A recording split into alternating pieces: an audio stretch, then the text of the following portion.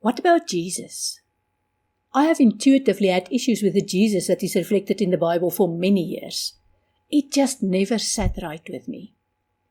My concerns were not so much with the words that were attributed to Jesus, because in most instances, those words make sense and convey wisdom.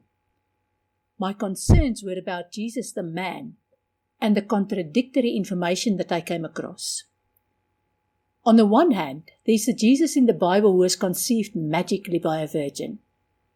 This Jesus learned the skill of carpentry and then disappeared off the scene for a while. Then this Jesus came back at around the age of 33 years and died on the cross. He then got resurrected from the dead and continued his work as a spirit. Fair enough. Although this could be said of over 20 mythical figures in different cultures around the world. That told me this whole virgin birth story was a myth warmed up for a political agenda at the time, and there was nothing original about the situation.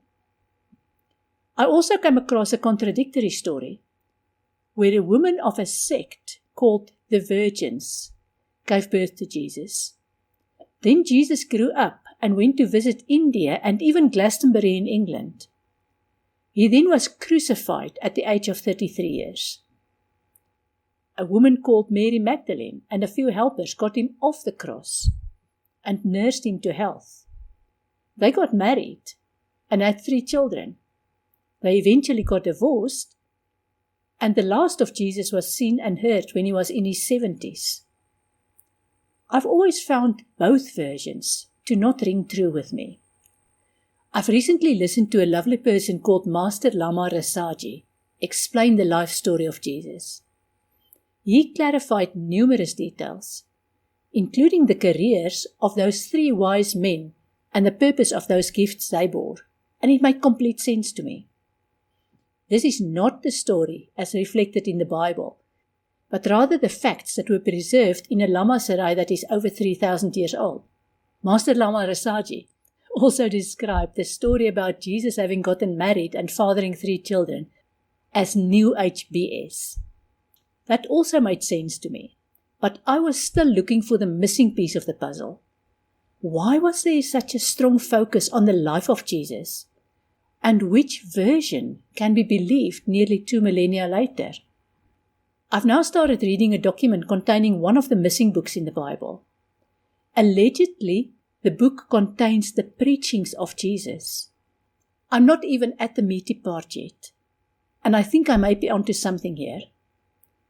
The introduction to this document explains that the focus was not on the life of Jesus, but on the message he delivered. Apparently, all those details about his life were made up decades and even centuries after he had lived. And that is why there are so many contradictions in the story inside and outside the Bible. It seems that the focus was meant to be on the wisdom that Jesus spread on the earth.